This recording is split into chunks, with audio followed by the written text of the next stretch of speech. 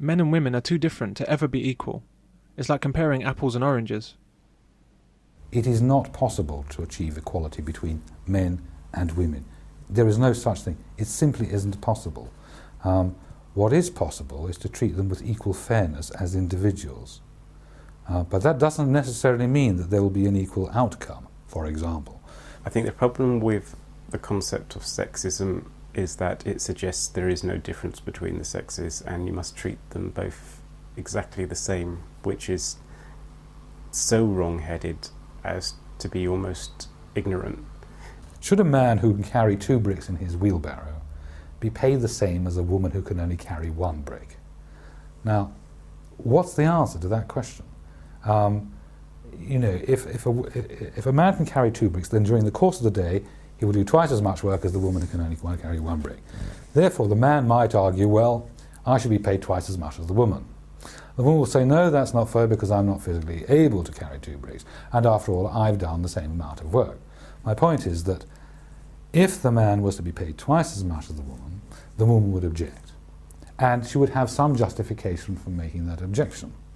On the other hand, if they were both paid the same amount, the woman would be happy, but the man is then entitled to object, saying, I'm doing twice the amount of work. My point is, there is no solution. There is no amount of money where people wouldn't say, that's not fair. It's a question of balance. But there's nowhere to put the balance. There's nowhere to draw the line, which would be agreed upon by everyone. There is a fundamental difference between the sexes. I mean, if you want an example, just go out and look at all the relationship books about how men and women communicate with each other, men are from Mars, women are from Venus. You won't need books like that if you could treat men and women exactly the same. And sexism is based on that concept, so sexism is a concept that needs updating, I think, a little bit. So when women say, a lot of women say, I'm a feminist because I support equality, I feel like tearing my hair out and saying, what do you mean? You mean you get paid the same for carrying 1 brick as I get paid for carrying 2 bricks? To which there's no solution.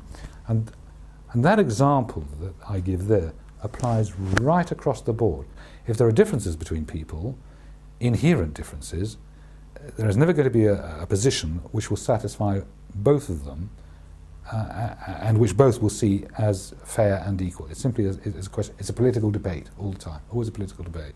So we have to ignore gender in that respect? But if we do ignore gender in that respect, then women will say it's not fair. So do you think women's There's a permanent war. We've Yes. got a permanent war. The search for equality is a permanent war.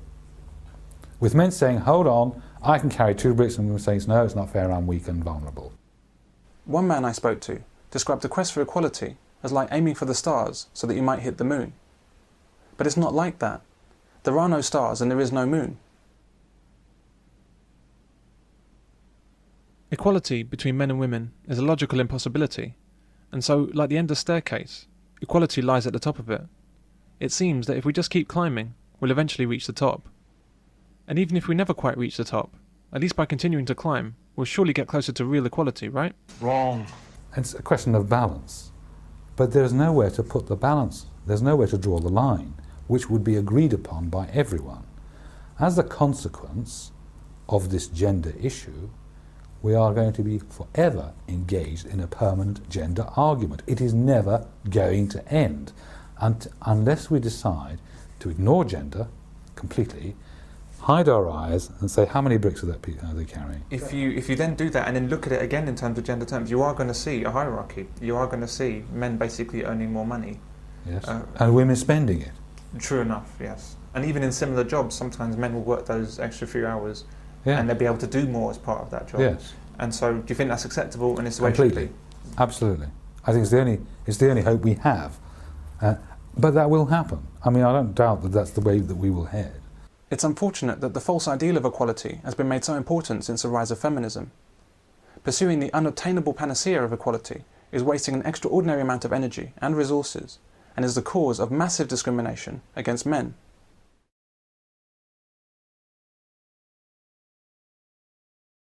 If we had anything approaching real equality in the workplace, we'd have to face up to some clear realities. For example, astronauts. In 2001, 22% of the astronaut corps in NASA were female. How could that happen? How many girls do you imagine grow up dreaming of becoming astronauts? And how many boys? The number of male applicants for spaceflight dwarfs that of females. So how many more qualified men must have been passed over to ensure female places on the space shuttle? There shouldn't be any female astronauts. Having female astronauts is like having 12-year-old disabled girls on the Olympic men's 100-metre team. It's only possible if you change all the rules and ignore things like ability, qualifications and merit. The same goes for firefighters, police officers, soldiers and pilots for that matter. It's only the massive and ongoing discrimination against men that allows women to take the sought-after places in those professions. The government continues to trumpet the ideal of equality in the workplace, even though it's impossible to achieve. No one should have to put up with discrimination. We need to make further progress on fairness, and that's why we will legislate to give more scope for employers, if they want to increase the number of women or black or Asian employees, to take positive action. Only under apartheid in South Africa has discrimination deliberately been written into law. How can this be happening in Britain? In terms of what the government should and shouldn't be doing, if they're going to do anything, it should be based on the best assumption, the best premises, the best understanding we have of male and female psychology, and that isn't one in which we think male and females are, to all extents and purposes, identical. There's just not a realistic basis for any kind of policy. There may be very good reasons for demanding that particular companies or industries are 50-50 between the sexes. You can't infer from the fact that they're not identical at present that the cause of that disparity is discrimination in any particular form, such that the reason why you would have to have policies mandating an equal split was to remedy a particular injustice. That isn't the basis for demanding that there's an equal split, but there might be other reasons for doing it. It might just be that women are better at some jobs, but they don't get them because they're not as pushy, and that might be an alternative reason for having hiring policies that are more geared towards women. But then you'd be doing it for the kind of the right reason or a better reason than remedying an injustice that may not be there.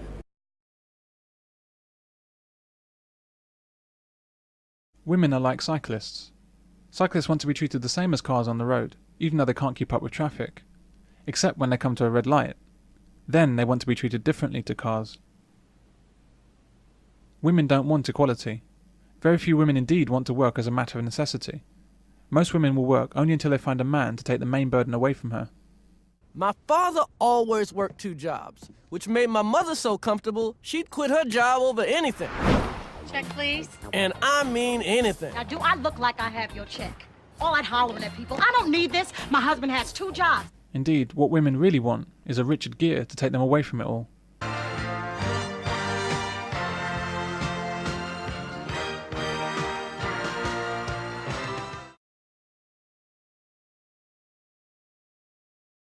Women truly believe that the world of work has changed in recent times. They believe that they've come of age in employment, such that they're not merely the equal of men, but have actually surpassed men as the most valuable workers. The kind of prime virtue in the labour market is going to be a set of emotional skills that women have developed over hundreds of years, and I think it's that is going to enable women to demand in return changes in the work culture, because organisations need women. So they're going to have to make whatever accommodation is necessary to keep those women there and in those places. And men will have to learn these kinds of emotional skills or find themselves outmanoeuvred. Of the nature of work and what it will mean for women if we're living in a world where the technology has so radically changed our lives. And I think the most obvious change is the reduction in emphasis on physical labour. If now you sit at a keyboard, you don't have to be physically strong anymore. And that will mean a whole change, I think, for the rise of women in the workplace. Women actually believe that real work is about tapping on a keyboard and being emotional.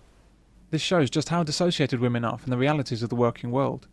It shows how sheltered the lives of women in the Western world have been, and how thoroughly women have been brainwashed by government and business interests under the guise of feminism. Women are not oppressed. Women are more than half the population, and yet they're treated like a minority. Women like to think that the measures to enforce equality in the workplace, sexual harassment, pay gap, glass ceiling, sex discrimination, glass cliff, are being done for the good of women. They're not. Women are simply an untapped resource that needs to be harnessed and put to work. Women are not being freed, they're being enslaved, just like men. Fairness is important for our economy. An economy which sees no one pushed to the margins or excluded brings the widest pool of workers to employers, and diversity makes us outward-facing and helps us to compete in the global economy. Diversity does not help us compete in a global economy. Talent does. Diversity for its own sake inhibits progress and discriminates against men. I've seen no evidence from women that they genuinely want equality with men, and judging from the typical women that I come across, I don't expect I ever will. The difference between men and women in the workplace is that whilst women are less capable workers than men, they make far better slaves. If you're looking at a capitalist society, you want fodder, which are the people who are going to do the work. As long as you employ women, you have a very malleable force, and you have a force that you can pay a lot less. And in fact, if you look at what's happening, I mean, as the women pour into the various jobs, including the legal profession, there are more women doctors, there's more women lawyers, so on and so forth. What happens is that you get a very unbalanced society, but a very obedient society. Does this mean you think that the government would support feminism for these reasons? Tacitly. I don't think anybody sits down with a slide and rule and says this is what we're going to do. I think largely what happens is now there are sufficient powerful women in, for instance, the Labour Party to virtually be allowed to do what they want to do.